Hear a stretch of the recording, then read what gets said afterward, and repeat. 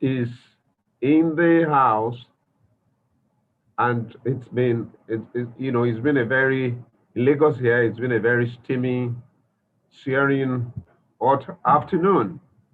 Reverend Adigbeson, you're welcome. Dr. Fagbemi, you're welcome. Elder Yokule Fagbemi, you're welcome. And today is going to be an interesting one. It's 3 o'clock West African time. Hello and welcome to Touchstone Business Sustainability Series. My name is Tunde Ojo, and it's a privilege for me to lead the Touchstone team as well as to be your host. And I'm excited because we're going to have a great and interesting conversation this sharing afternoon of the African continent, particularly in Lagos, one of the largest metropolises in the world. Today we have a BSS 43, and the topic is an exciting one, is innovating this chaos. There is no doubt that the world is going through chaos, developing your creativity and capability for innovation. And our distinguished guest for this hot afternoon, is Mr. Abraham Oni. I'm going to unveil him pretty very soon. But a little word for those who are joining us for the first time. I want to say a couple of things about Touchstone. Touchstone is a global idea, brand strategy, and communication consulting firm. We're in business to make our clients, their brands, to be more successful in a complicated and changing world. And that our guest is going to, speak to that challenge. Now, Business Sustainability Series is an initiative to dimension the key drivers of sustainable business growth in a world characterized by crisis, chaos. It's going to talk about chaos and complexity. We want to engage entrepreneurs, business leaders, and brand managers in their quest to finding solutions, not only to survive, but also to thrive. We want to thrive in a very difficult environment. Once again, welcome, and thank you for joining this conversation. My name, again, is Tunde Ojo. A little bit of housekeeping, and if you like, ground norm or ground rules. Please note that all our microphones and cameras will be muted during the presentation, with the exception of those of the presenter and my humble self, your host. There will be Q&A session after the presentation. Questions and comments can, however, be posted out to the chat room so that we can have a seamless interaction. Once again, I'd like to welcome you. The gentleman we have today is going to be talking about innovation.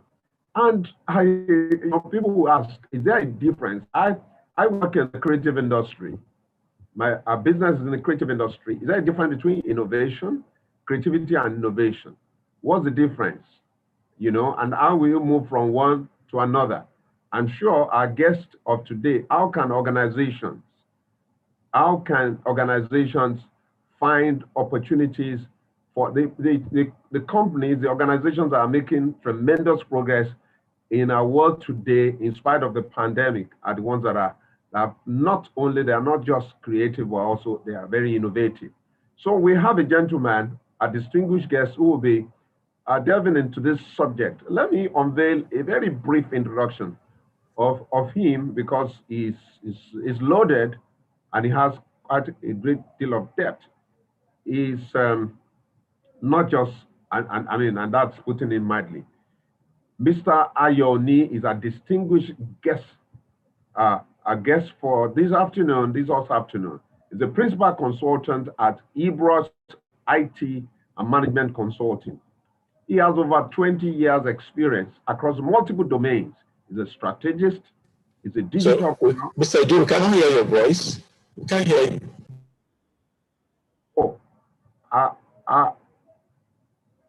Really? That's a challenge. I thought I can... Can you hear me now? Yes, sir. Can you hear me now? Hello? I think it is his own connection that... Please, can you check your connection pretty well, because I hope everybody can hear me. Can you hear me? Let me have a response from another person. Thank you, Elder Yokunle Fagbemi. Anyone? Yes, sir. Yes, sir. Thank you. We Thank can you hear you very very much. well. Mr. Kendi Lanzi, it would be nice for you to take another look at the source of your audio. I've done that, thanks. We can hear you. Thank you very much. He's a strategist, a digitalpreneur, and keynote speaker. He started Innovating Chaos to help individuals and organizations develop a mindset and attitude for innovation. What a great way to look at it. He has had significant experience in transformational change management, organizational design and modeling, business architecture, strategy formulation and implementation, innovation management, process reengineering, workshop facilitation and training, design thinking, business intelligence, artificial intelligence and analytics, service improvement and product design, system optimization and integration. His experience spans across the financial services, public sector, oil and gas, real estate and logistics, and health sector. His background, it's in information technology, product design, accounting and finance, digital marketing, and media production. He's currently working on a new book, Innovating Chaos, Key to Self-Improvement and Organization Shift. You can learn more about him. That can be posted. You can check it out online. You can follow him on Abraham_impact. That's on Instagram as well as Twitter. Ladies and gentlemen, it's my pleasure to welcome Mr. Abraham Ayoni, our distinguished guest for Touchstone Business Sustainability 43. This is our 43rd edition, and this has been made possible because of the good people, great men and women, entrepreneurs, professionals, men and women of depth that have made this possible by spending their time with us and by being part of this conversation. Mr. Ayoni, you can start your presentation, and questions can be asked and comments can be placed on the chat room. And at the end, if there are reasons for interventions, we will have that.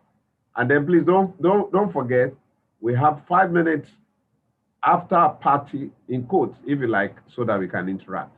Once again, welcome, and thank you for joining us.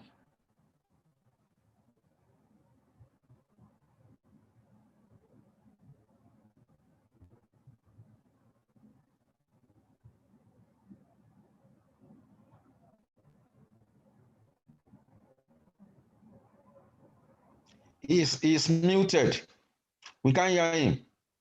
Mr. Oni, you're muted. We can't hear you. Okay, good afternoon, sir. Okay, good afternoon, everyone. Thank you. Thank you. Yeah. Thank you very much for this opportunity to come and share with us today, to present some of my little understanding around innovation. And thanks for the generous introduction as well. That was really great. That's a big one. Thank you. Today, I'm hoping to spend, the next 35 to 40 minutes to look at the topic of innovating chaos. Coincidentally, it's the same topic that I'm currently working on a book to, hopefully that should be out before the end of the year. So it's a topic that is really close to my heart. So for the next couple of minutes, really, let's see what we'll be able to achieve together. The question for me when it comes to presenting or sharing with a group of people is a question of clarity, especially for innovation. It's a question primarily of clarity for me. And it's one that is very fundamental in exploring the concept of innovating chaos. For any change to be effective, conventional thinking has to be sabotaged, if you allow me to use that word. Conventional thinking is what are termed as a situation where you have a status quo syndrome. In other words, you're doing the same thing the same way, and you are expecting a different result. That wouldn't happen.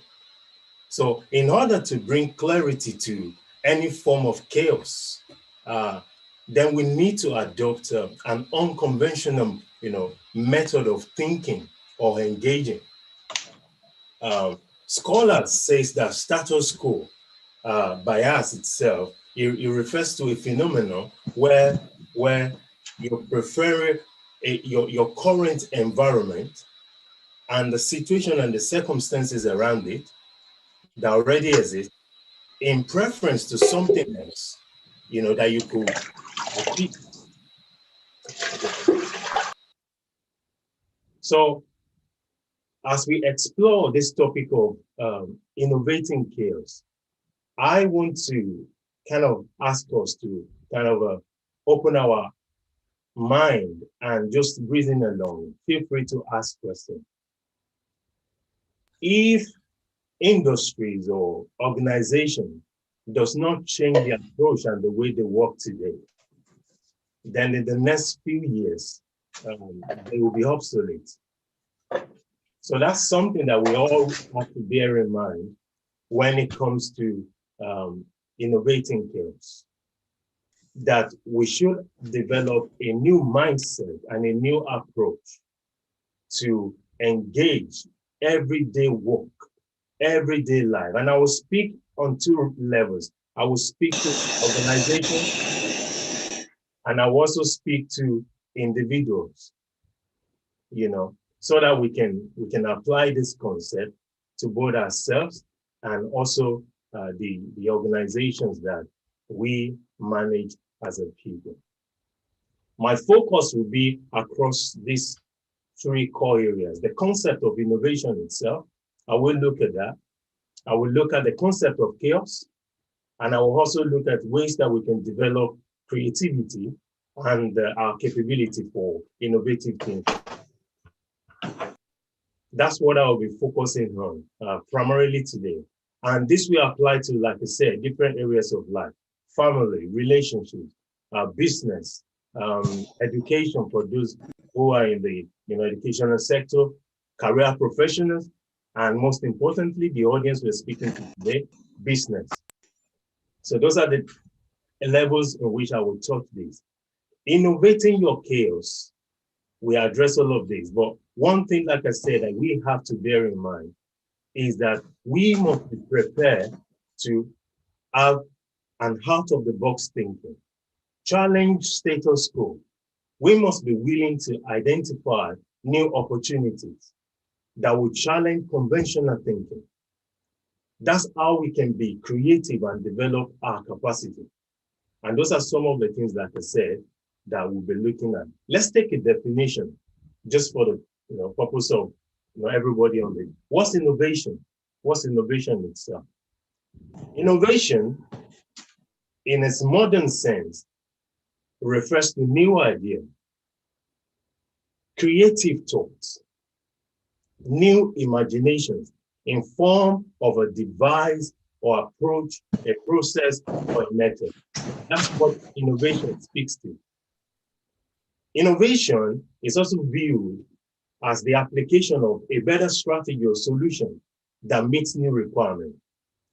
That's what innovation is, and that's the context in which I will be speaking to this evening.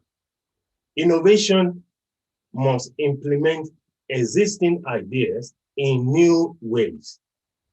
It must be able to deliver real value to individuals or an organization or a community of people. Roger von Ilch said that it's easy to come up with new ideas, and we do that every day. The hardest part is letting go of what worked for you last month or last year, which is going to be outdated very soon. So innovation speaks to looking at ways to disrupt what you've done before, what you are doing today, and to look into the future and be futuristic. Mark Zuckerberg, the CEO of Facebook, when he was 33, then he was the youngest person to speak at the Harvard University. In his speech, he said to his audience, he said that our community, that he expects that our community will see autonomous changes that will kind of make autonomous vehicles, possible to create new jobs, replacing, the traditional things that we've done before. He said this in a few years ago. Today, we see that happening. We see artificial intelligence replacing what we used to do on a day-to-day basis at work. We see algorithms now being written to take over jobs from Africa to Asia to Europe and the United States. So we see these changes, even though these things were just said a few years ago. So disruption is taking place across a whole lot of industry around us. And we must be prepared to go to that level of embracing the new things that are happening around us. Innovation is not a one-size-fits-all approach. We have to have divergent thinking to be able to benefit and actualize innovation in whatever industry that we currently engage or we currently find ourselves. Innovation, like I said, drives the implementation of new and significant new products. It could be services, it could be new processes, but these new products or services must be that of value creation. They must be adding value to whatever we are currently doing, the society or the people we work with. Scholars say there are 4 typical types of innovation. The first one is around products, product innovation. And that speaks to you introducing new products, new goods, new services within your industry, within your domain, right? And a great example is the introduction of the iPhones, the tablets that we use today, okay? That changes the paradigm in mobile phone usage. Another type of innovation is process innovation. And with process innovation, basically you are changing your delivery method, your approach of working. A good example is the Amazon Prime services that we currently use today. So they've innovated how logistics delivers products to. You can just with a click, order something, and in some places, some locations in the world, you could get that delivered on the same day.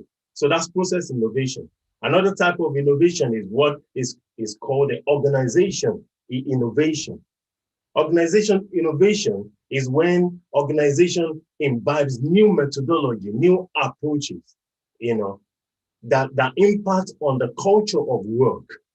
Take, for example, most of us have been working home in some part of the world now for the past 1 year plus.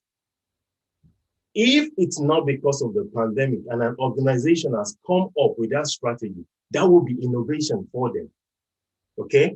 Google is a good example. Facebook, some of the organizations I consult for, they've not been in office in their physical location in the past 1 year, So it's important that we take advantage of these different types and levels of innovation. Another one is marketing innovation.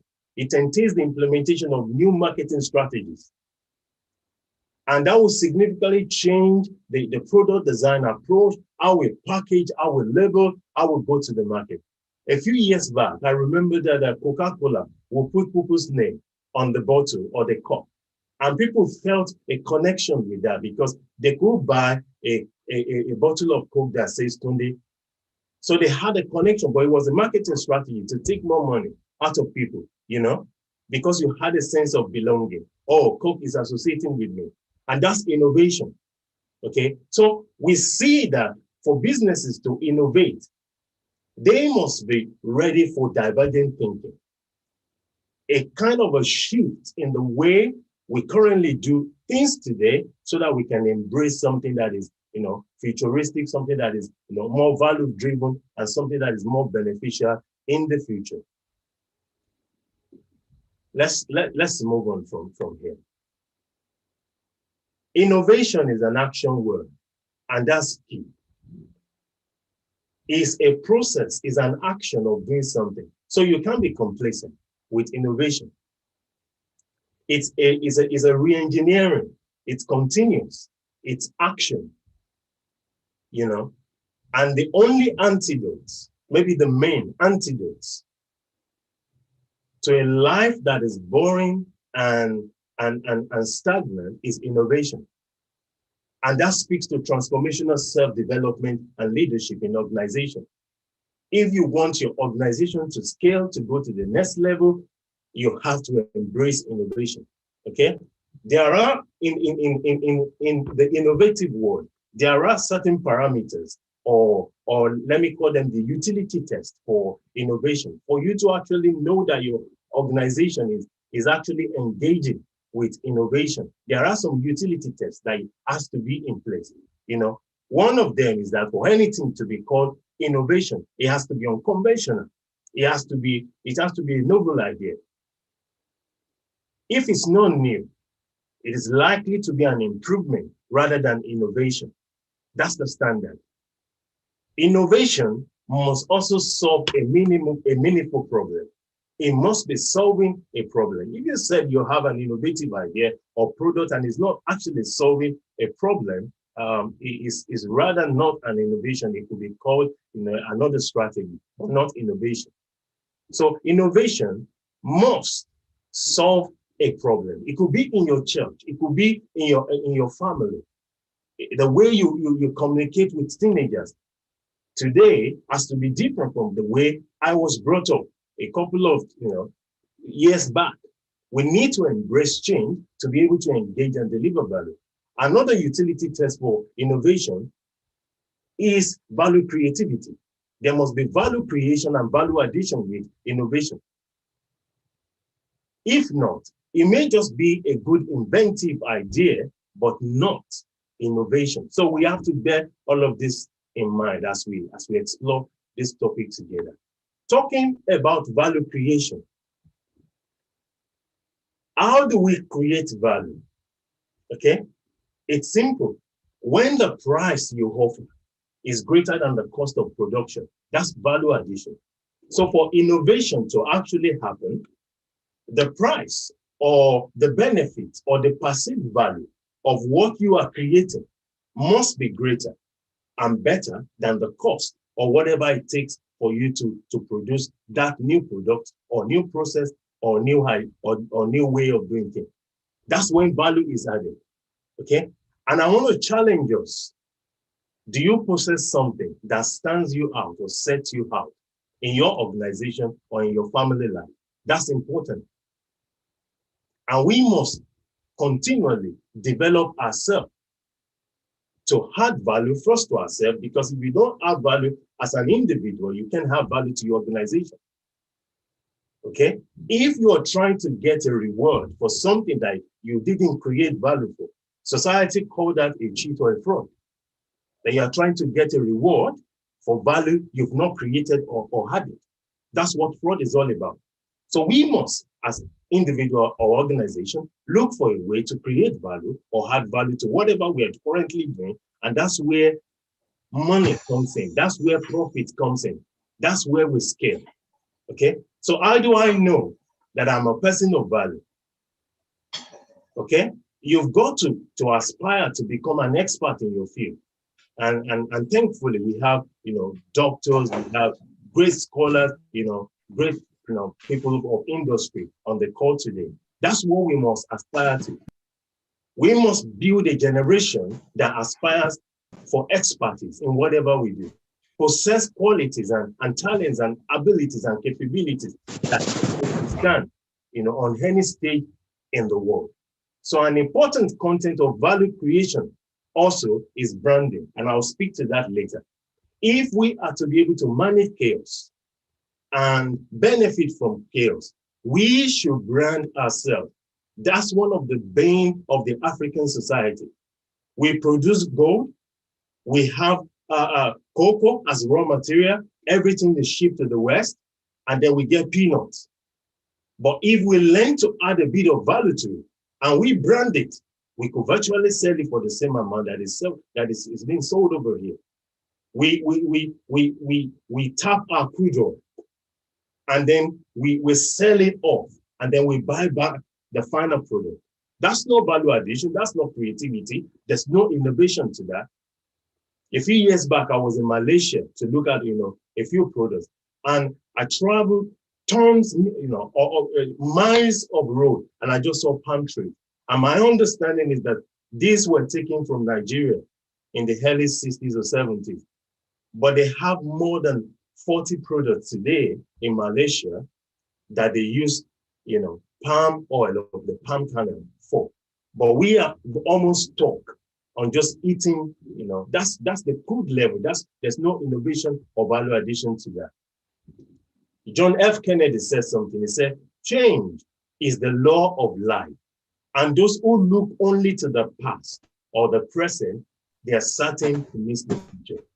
And that's key. That's key to innovating chaos. We got to constantly look into the future, better ways of doing things. How can we manage the impact of COVID-19?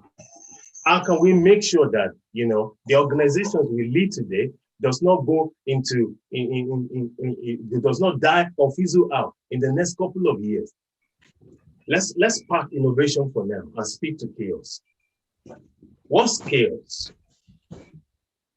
What's chaos? What do we understand by chaos? Chaos is defined as the state of disorder or confusion or total lack of organization, no processes. Sometimes I'm ashamed to say this. Anytime I travel back home, I see a bit of this, but it's not bad in itself. It's not that chaos is totally bad in itself, because before anything can be in a state of disorder, it must have deviated from being orderly. So a lack of organization is born out of not being organized. So if society, organization, or homes are not organized, it means that there is a standard that we could aspire to. Bit of background noise there. That we could aspire to, that could really help us, to become orderly. Think for a moment. When we all arrived in this world, we had the purest of hearts, no jealousy, no envy, no ill intentions. A baby is innocent, all contented, loved, and all of that. But then life happens. When the baby becomes, starts to grow, he has a sense of, I can't appear like that in the public. I need to put on a cloak, As an adolescent, growing up, in his teenage years, his our body begins to change. And then there is a need, that then needs to satisfy or be able to manage, that stage of life. Okay? Then maybe the child enrolls in school, first day in school, the child is bullied. He now begins to face competition. He begins to experience chaos that he or she was not used to at home. And this is the same situation with our organization. We start with a product, with an approach, with a vision, but then the forces in the marketplace then begins to impact our organization, our product. There's competition, which potentially could drive us under. But that is not bad in itself as chaos. What we are saying is that you need to change your thinking. We need to change our perspective. We need to think of how can I take advantage of what is happening to make something out of it. A popular saying is that there is no vacuum in life, and that's true. So if there is no vacuum in life, Does vacuum constitute chaos? Should a life really, live with chaos? No. This is where goal setting comes in, vision, purpose. And these are some of the strategy to overcome chaos. Yeah. Let's look at some practical things. The theory of chaos. What does the theory of chaos say?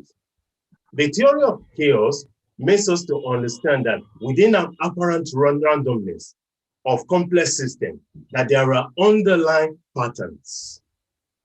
So chaos speaks to chaotic situation where there are complex systems. So there should be a system in place. Albeit it is chaotic, but there are patterns. Okay, interconnectedness. So there is a way to network and connect with other things. There is a feedback loop. There is repetition. There is self-similarity, and there is self-organization. So managing chaos is to step back and look at all of these individual components or parameters that makes up the theory of chaos and tweak them and change them to work to our advantage. The chaos theory will demand that leadership should embrace an atmosphere of adaptability. We must be able to change and adapt. Allow your employees to take initiatives and promote entrepreneurial spirit, creativity in your organization. Learn to delegate. This is how we manage chaos. And that's where we become relevant in our society and become competitive as well in the long term. Take, for example, the person that designed the QWERTY a keyboard. Okay, this was in 1873 that this was designed. The strategy was to slow down typing since the early typewriters tended to jam. So they had to, rather than make the keyboard to go A, B, C, D, E, F, and all of that, so they changed it around. That's creativity to manage a chaotic situation. Okay, so what I'm saying today is, how do we make sense of chaos itself and use it as an advantage for what we do on a day-to-day basis? Number one, experimentation. That's one of the strategies to make sense of chaos. Experimentation. Experiment with different things, and we must create an atmosphere for this in our organization. Experiment with concepts, with methodologies, with ideas. Choose a different framework from how you currently work. And maybe I should step back. If you're a private business owner and you don't have processes that are repetitive that anyone can reuse, your business is not going to see the light of day. We need to. This is not like one is not praying or something. So it's important to understand that we must build frameworks. We must build strategies that will help us to scale. Okay, there must be goal setting. This is a very basic thing that we must learn to do, but more importantly, we must do them consistently.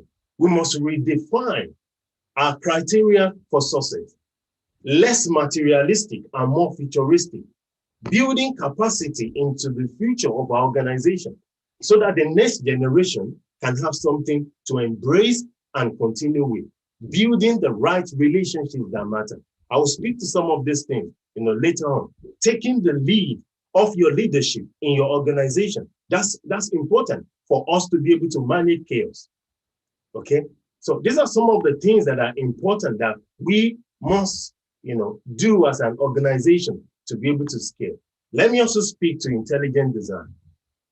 Intelligent design is a very popular concept. Sure, most of us are familiar with it. Intelligent design implies that life in itself is here as a result of a purposeful action of an intelligent designer. Okay? And this is in contrast to the evolution theory of Darwin and the natural biologist. And it says that life exists due to chance and purposelessness and a blind force of nature and the Big Bang. That's their belief, okay? But intelligent design happens through recognizing and detecting the types of information known to be produced by intelligent agents. And that speaks to the Father God, and it is that nothing happens without someone actually stepping into a chaotic situation and redefining it. Okay? Looking at this theory itself, then it seems that all the chaos that exists in the world, if we, like this intelligent designer, could look at chaos from different angles and perspective, and then begin to tweak it to make it work. That's how we overcome chaos. Whether there is chaos or not, we as individual organizations will only suffer negative impact when we are unable rather to navigate through, innovation and new creative ideas. Okay, and how do we do this? Set frameworks. A framework is very important to navigating chaos. It's an essential supporting structure of a building. That's what a framework is. When you're constructing a building, you put all these clads on to be able to stand. It holds your car, the frame of your car, that's the framework. But to an organization, it speaks to processes, it speaks to organization, the culture. Is it welcoming? Is it relaxed? Or is it toxic? It speaks to the type of technology that you use. You can't be using 1975 technology in this current day of artificial intelligence and AI. No, it's impossible. Our information infrastructure has to be better, has to be compliant with 2021. How we manage information, how we disperse information, those structures has to be packaged properly in our organization. Let's look at a particular strategy that organizations have used to scale. It's called the Blue Ocean, and I'm sure most of us are familiar with this. It's the creation of an organization from an uncontested market space that makes competitors irrelevant and that creates new customers, a new customer value. That's what the Blue Ocean strategy speaks to. It teaches you to reduce on one side, which factors should be reduced in an industry. It tells you to create new value somewhere. You raise your game somewhere and you eliminate somewhere. And look at Uber today. Look at Amazon today. Look at Flutterwave today, creating disruption with the payment gateway industry. Look at some of the new technology startups that are springing up across Africa, Nigeria, doing new things. That's Blue Ocean. Taking a market that is currently in existence, remodeling it, creating new value to scale. These are ways we can deal with chaos. Another way we can deal with chaos is strategy. We've got to step back and look at how to reshape the future. How can I outsmart my competitor? You've got to have structure. We've got to have systems. For time, I can't delve into all of these things in detail. You've got to have a different style and approach. You've got to create an environment for your staff to be comfortable working with you. We've got to develop personal skills and organizational skill set that helps our organization to scale in the industry that we currently work. Excuse me. These are some of the things that we have to do as an individual, as an organization, or even as a family to be able to scale and manage, the chaos or overcome the current chaos in our society. So how do I build value then? How do I, as an individual or as an organization, how do I build value? It speaks to some of these things that we just talked about: structure, processes, have a strategy, have repeatable processes. Don't just allow all you do in your organization, your church, your industry, just stay in your head. No, you won't be here forever. Get it documented, get it mapped out. Some of the tools that we use, as consultant for building capacity to be able to manage chaos. One of it is called a design thinking. And I will run through it quickly. Mind map is one.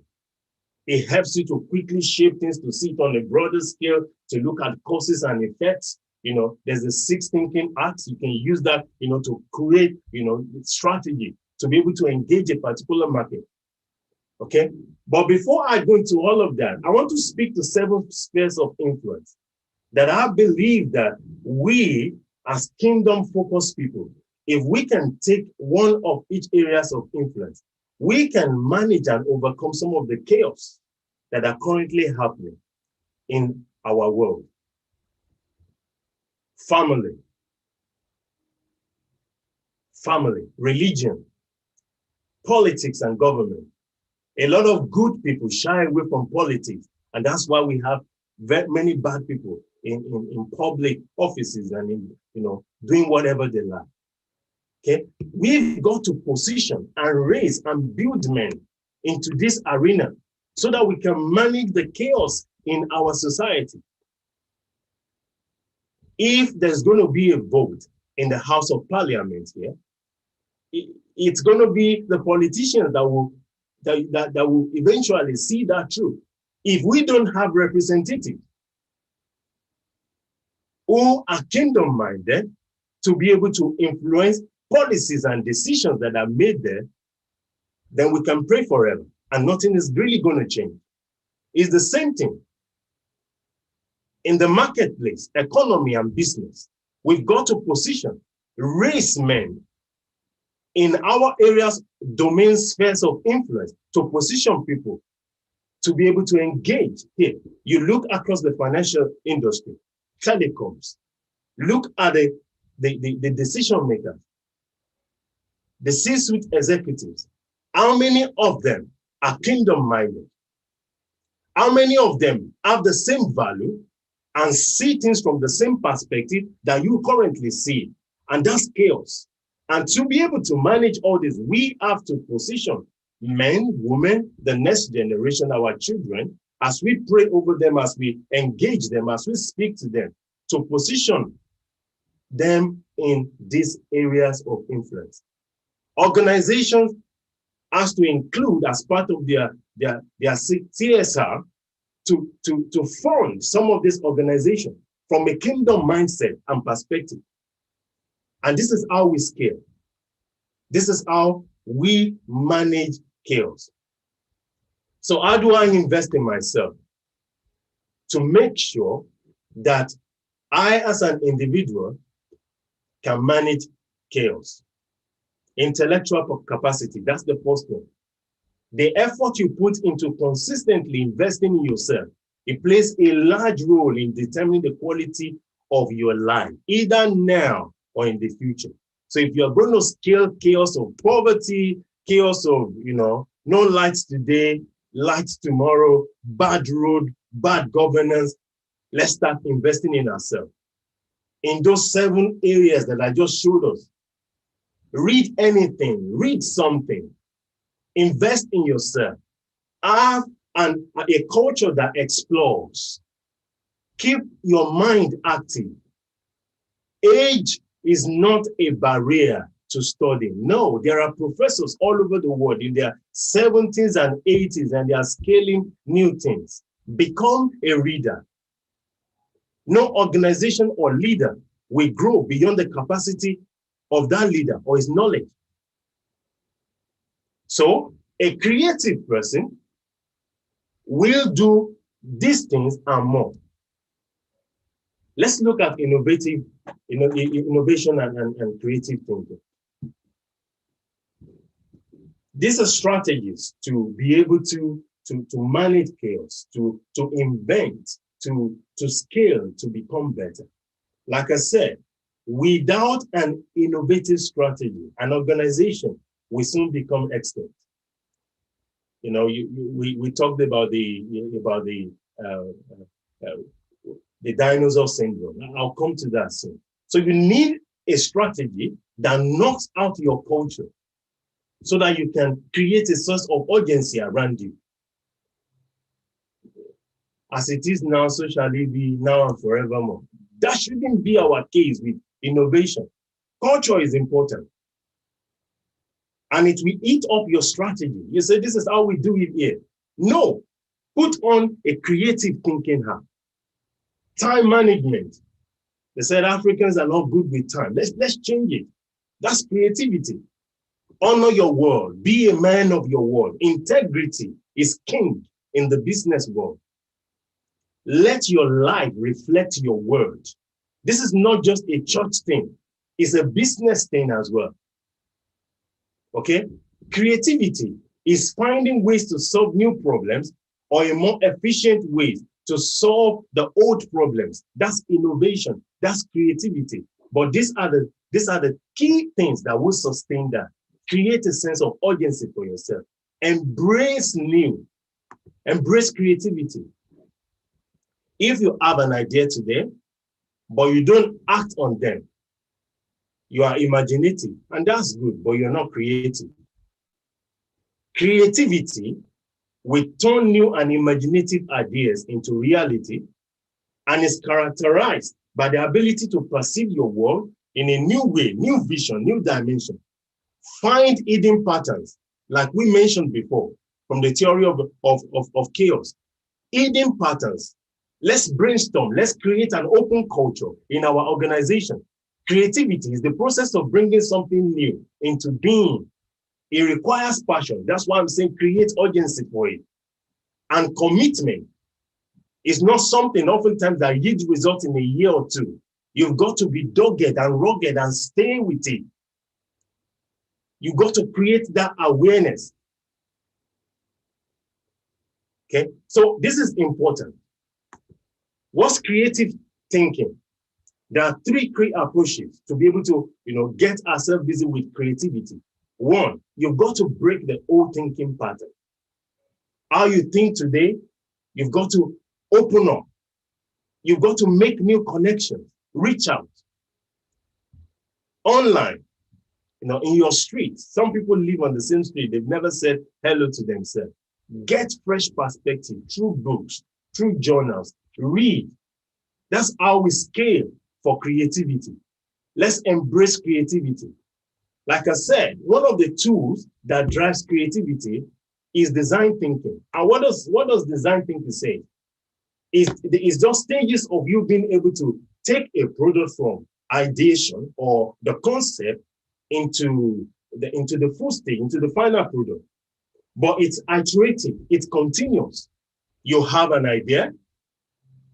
Do you want to solve a problem? You brainstorm the idea, and there is no good or bad idea, but you just bring everything into the pot, and then you start prototyping.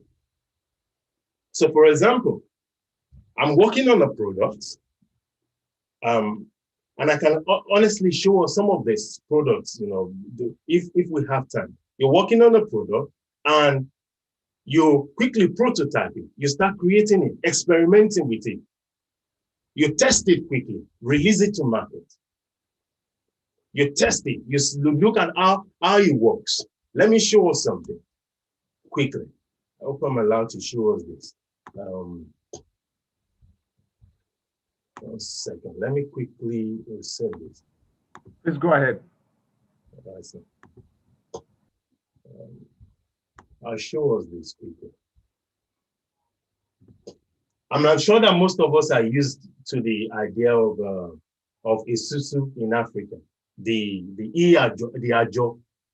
And what we've done over the last couple of months is to start digitizing the traditional thrift collection model, is to look at how cooperative society work today across Africa, make that digital, is to look at how we do our collaboration, and see how we could raise peer-to-peer lending strategy in Africa. And this is it. This is a concept. It's not finalized, but we are building. We're trying it out. You can see, you can log in. You can choose friends and family to connect to.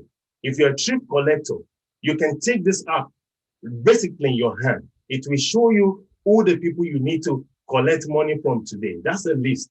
So rather than you taking a book, going around, Mama Taiwo, Mama Tunde, pay me today. It's there on your app. You can connect with people easily. You have notifications that tell you who needs to generate a code to pay. It can be linked to your bank account. If you are in that type of a system, you can quickly, get friends and family to use this app to raise quick funds. It tells you that's your goal. That's your investment pool.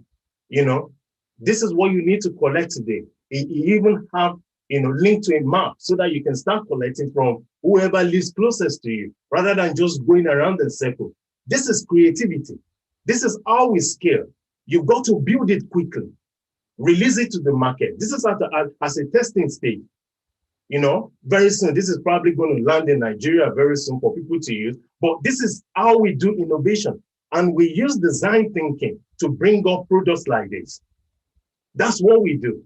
And that's what I'm challenging us to do. You define it quickly. You empathize. See, you can define your goals between you and your friends. You can create a goal. You can set a strategy or an amount you need to invest, and you can start investing into, through the app. This is how we scale as, individuals and organizations to be able to manage chaos. So this is not just something that we talk about. It's what we do. And this is the mindset of great inventors, to embrace design thinking, to iterate quickly, empathize with it. What's the problem? Let's define the challenge. Let's look at the human context. Let's look at how this will benefit people. Michael Faraday, discovered electromagnetic induction, discovered the first experimental link between light and magnetism. How? Through design thinking and deep thinking, reflective thinking. A lot of people, they always have to go to parties. They have to be social life. They have to stay around people. No, if you're going to scale and innovate chaos, then you've got to apply some of this. I know my time is running, so I'm going to run. This is another tool for creativity. 5 bold step vision canvas. I'm happy to share some of these things with you at a later date. But these tools are there for us to scale and engage in our industry. These are some of the tools we use for consulting. We help organizations to reshape, their strategy, their approach, their framework, so that they can scale to solve problems that they have. And these things, we can Google them. They're all available online. This is a Direction Smart Goal Canvas. It does the same thing. But what am I saying today? Start experimenting with ideas. Start experimenting. That's where creativity comes from. I'm going to speak to something that I know is not too much of an African thing, but it's got to change. How we delegate in our organizations. And I'm sorry to say this, we have people who are prime ministers. They're as old as my grandfathers. They've got to let go. They've got to allow new people or people who have fresh mindset to take over and manage the wheels, and the dynamics of our economy. That's what enables us to scale. If you want to innovate chaos, you have to let go of control. You can't be a control freak and want to innovate, to scale. No, organizations often feel trapped in the web of their tiny space when there are control freaks in the helms of affair. That's what happens. Let's look at the strategy that is used in Google for letting go of your control and your managerial edge so that creativity can be promoted. It's called sense making. What's sense making? The traditional approach of a manager is a command and control. Top down, take the instructions, just do it. But in sense making, you allow a back and forth. It's a 360-degree shift. You command, but you then wait for feedback. And you allow those feedback to become the tools for control in your organization. If you don't do this, you become extinct. That's what is called a corporate dinosaur. You don't want things to change. Oh, I've been here for 10 years. This is how we do it. And so what? The world is changing. with the blink of an eye, new things are being created every day. You're asking, has anyone tried it before? Yeah, that's what we need to do. Let's experiment. If you refuse to change and innovate, you end up like a dinosaur. There is no two way about it. So we got to change our attitude. We've got to change the way we engage. Your attitude is your window to your world. So if you don't keep it clean and bright, you're going to go out of relevance, really. That's what's going to happen. So taking advantage of chaos means that we change our perspective, our attitude, how we engage society, how we engage, in our organization. We've got to take a stand for life. You are to face the fact that some people will not agree with you. They will disapprove your decision. They won't go with you. That's fine. But out of it, we get creativity in your organization. You don't just tell people what to do every time. Stand back and hear them. Watch, observe. Another strategy that is used is called the 20% time. And I know this might be hard for a lot of business owners to do. But what you do is that you give your staff or worker one day to do whatever they like, and it's paid for. And this is practiced in places like Google, Amazon, all the big companies that we want that we emulate. They practice this, but it reduces stress. It brings creativity, but you must develop the culture for it. You must make sure you recruited the right people for it. You must make sure that you have your framework, designed already to be able to accommodate things like this. But it helps them to reflect, to bring something new to the table. Another way through which we innovate is by developing minimum viable product. It's called the MVP. This syncs well with design thinking. A minimum viable product is a version of a product that is just has enough features to be usable by the early adopters, the early customers that buys into it. So like the app I just showed you, once that goes into the market, we will take on the data and analyze the early adopters and use that to reshape our thinking, get feedback, and use that to create, another version of that app. That's how we scale. Waiting to develop all the hardware or the product in your bedroom or your living room before you release it out, believe you me, 100 people will have done it. Another way that we scale in innovation is branding. You've got to be branded. You've got to be branded. If you're not branded, you can have all the good ideas. You might not be able to scale. Sure, some of us knows that sign. That's Starbucks. So Starbucks, this was 2020. Our forecast indicates that Starbucks valuation is $96 per share, which is slightly higher than its current market price of $93. This was 2020. It's more than that now. And it's because Starbucks embraces branding. I'll run for time.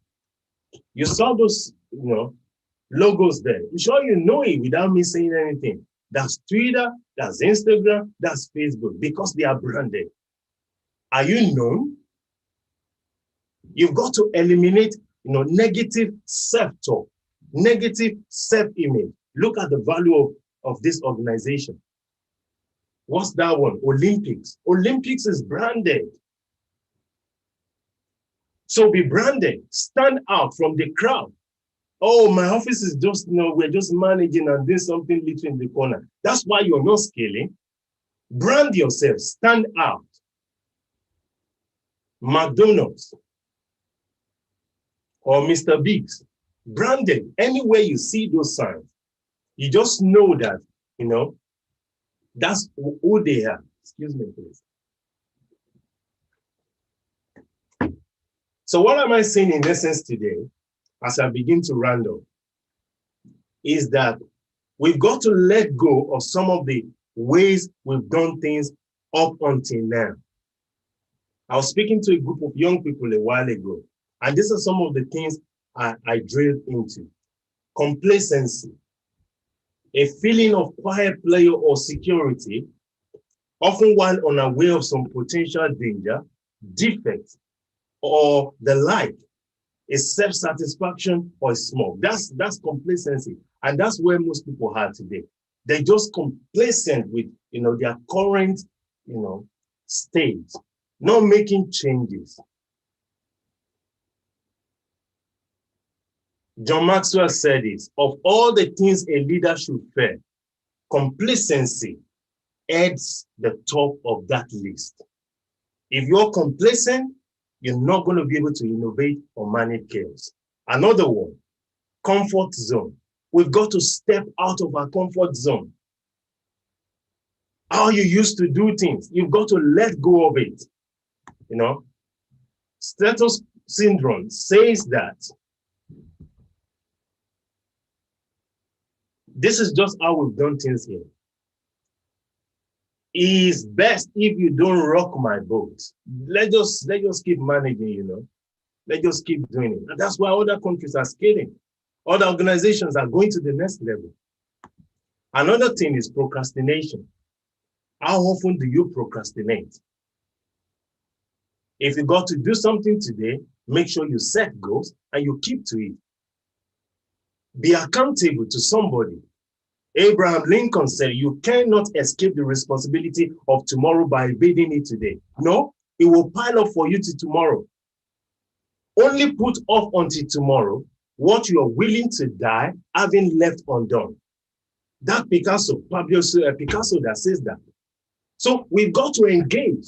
We've got to start being urgent with the things we've got to do. Otherwise, the world will pass us by. Okay?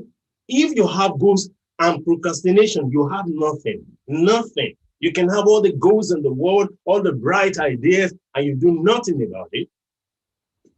I'm sorry, you're not going to scale. And we've got to develop a huge sense of urgency as Africans.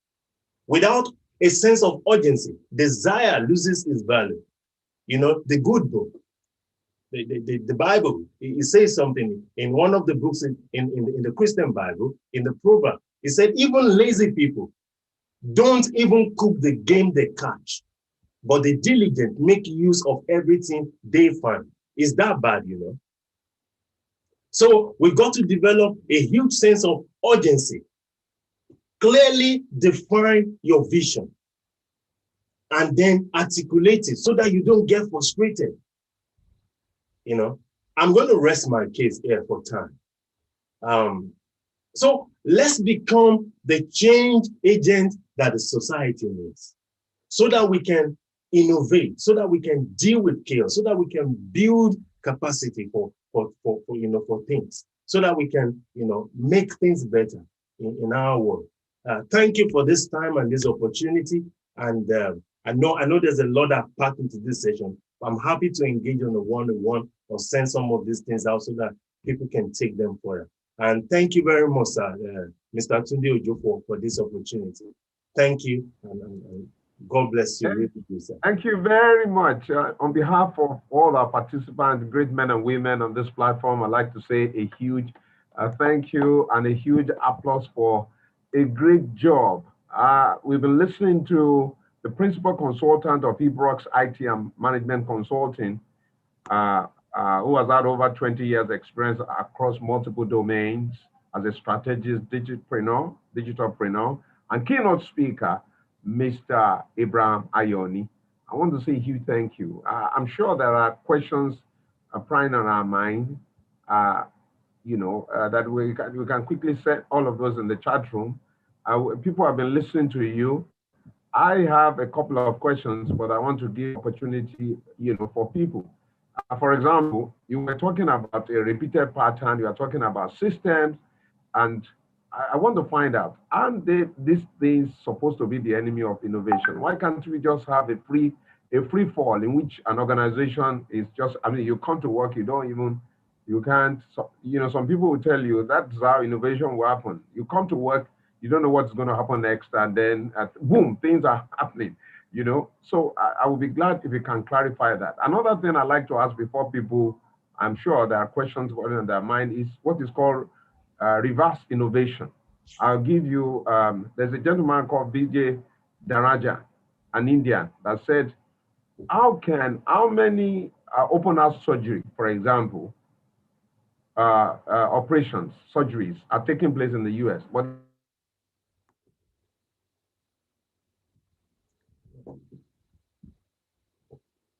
I lost you there, side bit.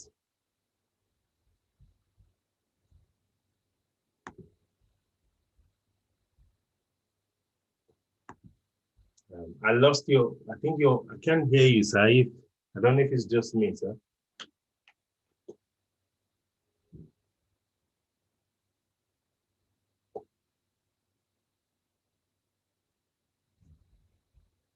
Okay, maybe I will just speak to the first question before Mr. Tunde. sorry, can you hear me? Oh, I can hear you back. Hello, can you hear me? Yes, we can hear you now. We discovered that there's a lot of, I need to take a lot of lessons on innovation. I need to innovate how my sources of internet access, because I have about 2 or 3 here, and they still let me down. So I'm sorry about that. Can you quickly react to that? There might be a couple of other, so that we can bring this to a close. This has been very insightful. I want to say that we're going to have you back. We're going to have you because this is loaded, and we need this like yesterday on the continent of Africa. Thank you. So can you quickly address those questions while we look forward to interventions or comments before we bring this to a close? Thank you. Your voice went up at a particular time, but if I remember, the first question you asked, sir, is about why do we need things like structures, yes, processes, process improvement, when we can jolly well come to the office and say to ourselves, doing things repeatedly, that repetition, although you're talking about from chaos to order, yes. But isn't order in itself a negation of innovation? That's what I'm, anchoring at. That's number one. Number two is reverse innovation. Yeah. If you do, say, 100 surgeries, heart surgeries, for example, in India in a day, and in America they do 10, shouldn't the Indians be teaching the Americans what to do because of the sheer number? I mean, how cheap can a heart surgery be? I don't know whether I'm making sense to you. There's a gentleman who called it reverse innovation. Reverse innovation. Don't we need that kind of a thing in Africa? By sheer number of the things that we do, I know we can use technology, and that can be attractive to a world that is badly in need of our products, in need of our ideas, in need of our, consuming population, if you like. Thank you. Thank you, sir. Thank you, sir. So the first thing I'd like to say with regards to processes and system is that of course, you can't schedule innovation on a controlled timeline. That's not what you do. But you need the systems and the structures to aid your creativity and innovation. Let's take a good example. Brainstorming. Everybody says brainstorming, but do you have a structure to be able to take advantage of brainstorming? Do you have an understanding of how brainstorming should work? So everybody just come into the room and we just start talking. Without any order, any structure, then we can't get something out of it. But for example, for brainstorming to be able to work with, I probably will have shared the topic in advance, allow people to go off and think about, different ideas based on what we want to brainstorm of. They come into a room, I give them like small placards, let them write down their ideas and submit that to me, rather than the traditional way where people will talk and raise up their room and in the room and somebody talks and everybody start talking on the same idea that they have. See, that has to be a structure. It's the same in an organization. If I come into your workplace today, sir, and I just walk straight into your office and I just sit down there and I just start working, you might be thinking, what's wrong with this young man? Okay? There has to be a way of doing things. But in terms of innovation, is creating these processes and the structure to aid creativity and innovation. So for example, I spoke about the 20% rule, where you give people 1 day off in the week to be able to go and do anything they want to then help creativity, imagination, and innovation. That's a system. So that system has to be in place to ensure that creativity happens. Okay, so that's why we set processes. If you have an organization, for example, and you are the only one that knows how to run a particular, process or work, what if you travel? What if you are not available? It ends there. So that speaks to having a framework, a process that is repeatable, albeit we then infuse our frameworks, our processes with divergent thinking. Okay, we infuse it with tools that helps us to collaborate. Like I said, you've got to allow a feedback system to work within your organization. That's a process. 360-degree performance review. That's a process. And you've got to build your organizational structure to be able to accommodate that. So that speaks to the first question. To the second question that you asked with reverse engineering, it's a pity that we're not taking advantage of concepts like this. China, we know today, did most of their engineering drives from reverse engineering, which is similar to reverse innovation. So if our government or private sector can create the structure, see, it goes back to the structure, and create the enabling environment to be able to import, like heart surgery. Let's create a specialist hospital. Why should our president travel out every time for a medical checkup? That's unacceptable. Let's create world-class, hospitals in FCT, in some of our key states. Let's bring in experts who can then mentor medical students. This is how we reverse those type of medical innovation back into our own society. Okay, so this will be my take in reverse innovation itself. It's been done somewhere first, then let's adopt it. If they're not willing to share, what did the Chinese, what did they do? They bought those products and they broke it down. I know of graduates in Nigeria, while I was still there, who did transformers as part of their final dissertation or projects to submit at the universities. Those guys were creative. If they had the right environment, I believe that they will be able to reverse a lot more and be able to do more. Thank you. I hope that answers your question, sir. Thank you very much. I'm so glad. I don't know whether we have one or two interventions. If not, I'm just thinking aloud. Look at what is the best way to innovate our governance in Nigeria. I'm so glad that you are UK based and you are very much alive and aware of what is happening in our country and the challenges we face. What can we do? We are likely going to end up with two candidates the way we are going that we may or we may not like. What is the best way? What would be the best way to innovate our political process? For example, that would be of interest. And I don't know, Mr. Lansing, do you want to intervene? Will Mr. Lansing like to intervene? People are raising their hand. I'm sorry, please. I'm not seeing that yet. If you are raising your hand, please unmute and then intervene. Thank you. Mr. Kandilansi. You're asking us questions, but we have our hands raised. Oh, okay. I'm sorry. I haven't seen that.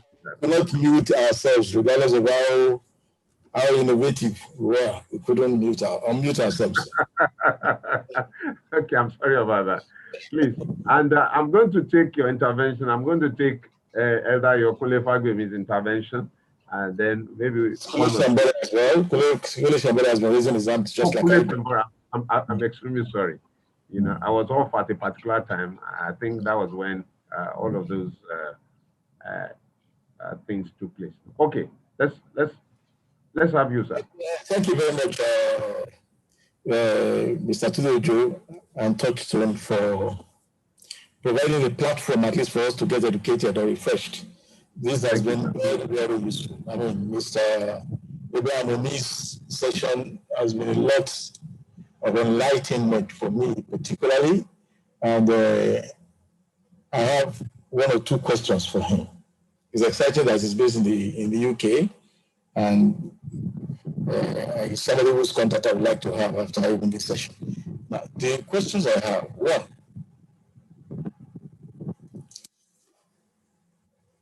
from simple economics, when they talk about markets, the more imperfect the market is,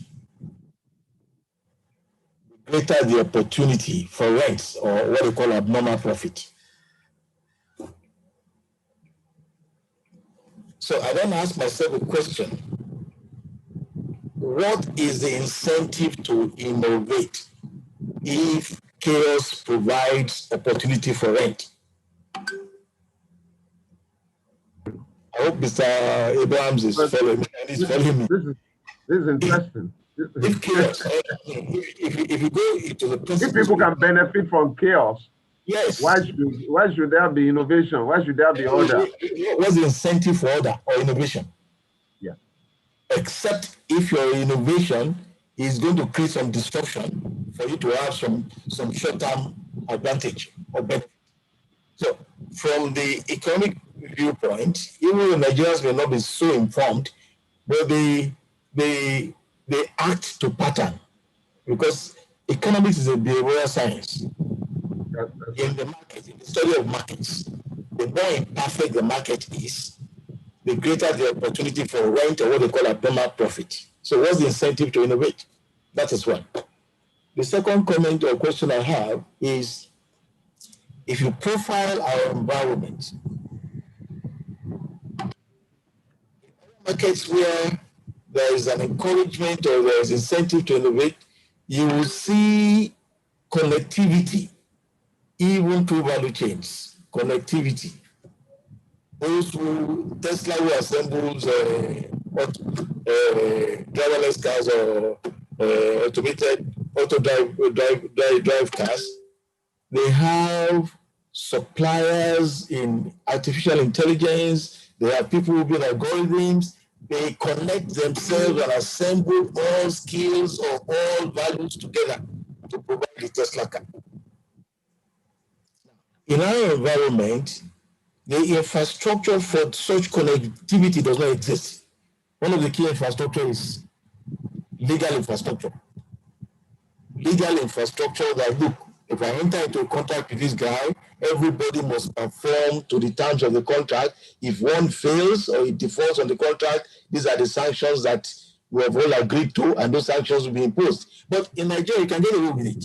So what is the incentive to innovate when there is no subsisting infrastructure, whether legal, whether financial, whether security, whether there's no whether even documentation? You know, there are people that have offended the laws in Nigeria, and they were arraigned by EFCC only to discover that the whole files concerning that person disappeared. So what is the incentive to innovate when the environment, the infrastructure requirements does not exist? I Imagine that in the list, there must be a minimum level before you can want to build on it. 2 questions I asked, and I appreciate if you can just respond to it. Thank you very much. All right, thank you, sir. Thank you for I get your passion for. I think I'll probably ask some of these questions myself. What would be the incentive to innovate when it looks like the environment does not, in the slightest way or means, uh, give you any advantage or help you to do that.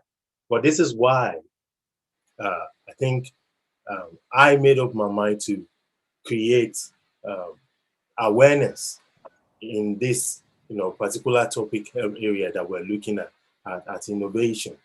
The mere fact that the infrastructure and the processes and the frameworks are broken down and are not working is actually the first driver for us to become creative and innovative. So I'll step back to some of the things I've said earlier before.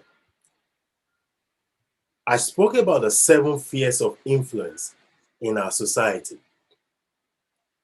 And before we talk about the technology, before we talk about the legal systems, before we talk about any of those ones, if supposedly good people don't stand out, which unfortunately has been the situation with us in Nigeria for a long time, if supposedly good people don't stand up to occupy positions where we could influence, then the apparatus, the infrastructure that is required to scale quickly, it's far-fetching. But the world is becoming rather a small global village. And that's what we need to bear in mind, sir, as we look at this topic. Look at the startup company in Nigeria, Flutterwave, who plays in the payment industry. They recently secured about two billion US dollars for investment, 200 million or so. I can't remember the actual figure. To scale up, okay, they could as well give all the excuses to say, oh, the legal structure is not in place, the infrastructure is not in place. What have they done? Reverse innovation. Looked at what happens in other parts of the world. Bright minds came together and started working on it. In spite of the legal system, in spite of no light, in spite of uncomfortable modes of transport, they've been able to do that and achieve what a lot of startups in all our innovation hubs and aggregators all over the world are trying to achieve. So that's why I speak to the issue of mindset shift. Yes, this is the way it's used to be. How can we begin to collaborate as kingdom people, as friends that trust each other, to create platforms, to create environment that will allow this thing to thrive? I mean, I know a few universities in Nigeria, maybe the top one, because a lot of their graduates come here to do their masters and their PhD, is the Covenant University. It's said among the top universities here in the UK that graduates from that particular university can stand neck to neck with any other graduate in the world, and they end up having distinctions oftentimes in their masters. That's because an institution stepped out to create the infrastructure, to create the processes. So if I enter Covenant University today, potentially I know that in 3 or 4 years, I'm going to graduate. There's not going to be a LASSO strike. Okay, so what I'm saying in essence is, yes, I agree with you, sir, that these are the issues that are prevalent in our society. But what can I do in my little corner? I'll give you an example. How did Malaysia and Singapore make good transition to becoming an independent economy in the world? From a third world, to a first. I was reading this in the Lee Kuan Yew book a while ago. So it was amazing to see how Lee Kuan Yew was able to inspire a generation from nothing into an economy with a GDP per capita that is expected to reach $64,000. Why UK's per capita income is around 42,000. US is about 62. Okay, and Nigeria, sad to say, is just about 2,000, GDP per capita. So, in spite of bad people in governance, we've got to motivate people like yourself, people like Mr. Ojo, and a lot of people on this call. Let's have community-focused activities that positions us and good people in governance. Choose counselors that will create an enabling environment in your community, in your industry. Don't let's sell out anymore. It's a mindset shift. And I believe that as we do this, our systems of belief will begin to change. The younger generation will see people they could look up to as mentors. And then culture will change and we can scale quicker and more. Thank you, sir. I hope I've been able to speak to some. Thank you very much, Mr. Shembore. Thank you very much. That was a good, a good feedback, a good answer, Mr. Shembore, and then Elder Fagbemi, and then we bring this to a close. This has been an very interactive, highly impactful session. Thank you. Thank you very much. I think he has addressed some of the issues. Yeah. Thank you very much. Thank you very, very much. Yes. Elder Kunle Fagbemi, are you still on the call? So we'd love to have your opinion on how to innovate governance or our political process. Just briefly before we bring all of this together. Are you still on the call? I'm not sure. Please unmute. Thank you very much for the privileged opportunity to chip in.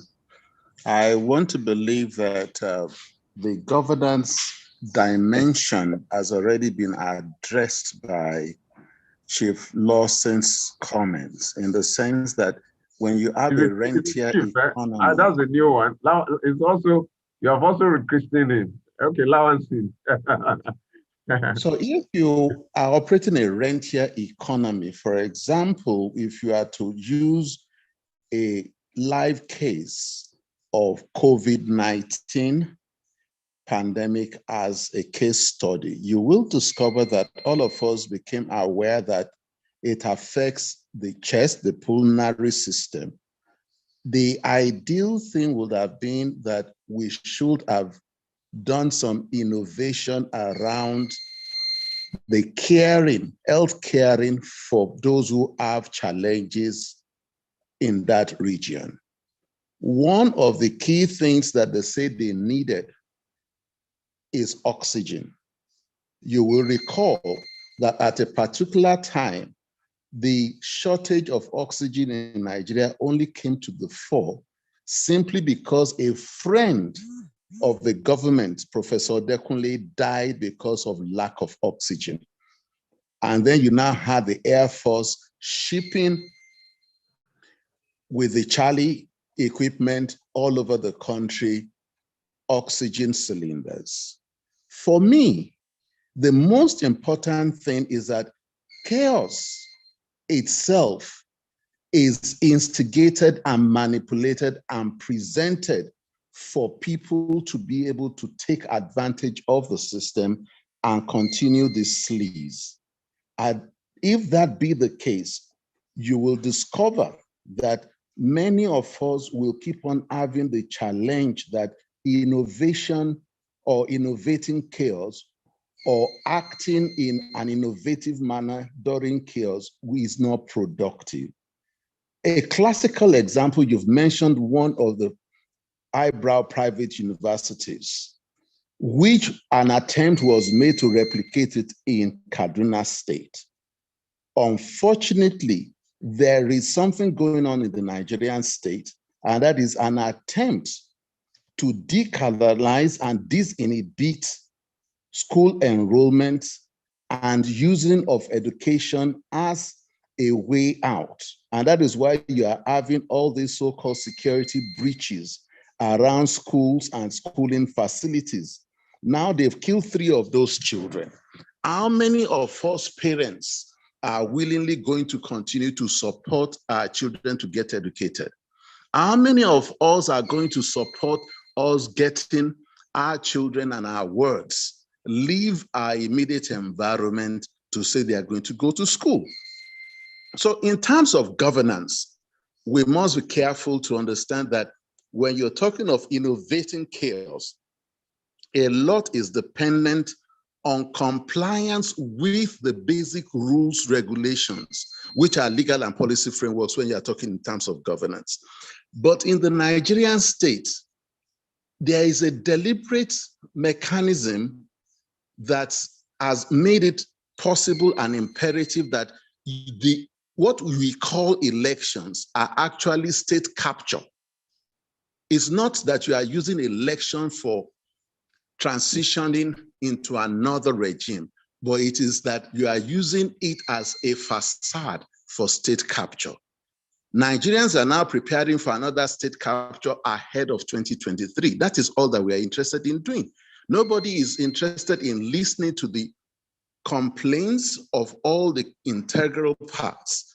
Innovating chaos will demand that you listen to those who are demanding for restructuring, those who are asking that we need to innovate and say to ourselves, there is a need for a self-determination that I should be able to control a little bit more of the sphere of influence in terms of the political economy.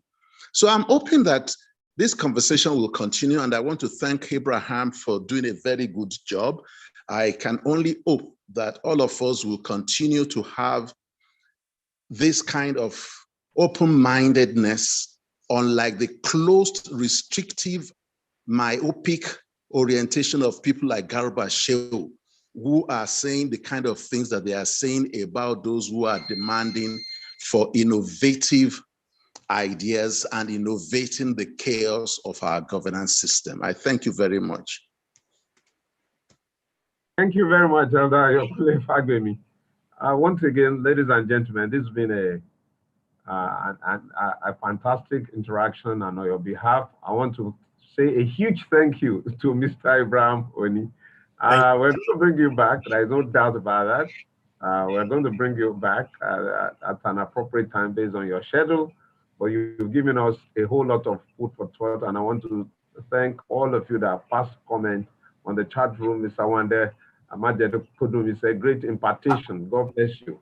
Thank you. Now we have just about 5 more minutes. We've a short time this afternoon, but we had to allow that so that we can allow this to sink in. He ended on a note of hope that this is possible in spite of the challenges that we have in our environment by taking individual